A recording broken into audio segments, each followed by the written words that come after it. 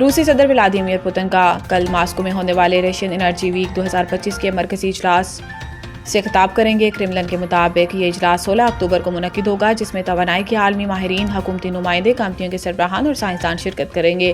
Forum کا مرکزی موضوع building the energy of the future together رکھا گیا ہے، جس کا مقصد آئندہ دہائیوں کے لیے پائیدار توانائی کے وسائل کی ترقی اور بین الاقوامی تعاون کو فروغ دینا ہے۔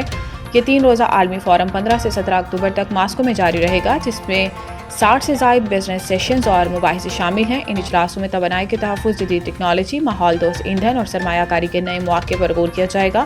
رشین انرجی ویک کا انعقاد روسی وزارت توانائی اور روس کانگریس فاؤنڈیشن کے تعاون سے کیا جا رہا ہے، جبکہ اس کے منتظم اعلیٰ روسی نائب وزیر اعظم الیگزینڈر نوواک ہیں۔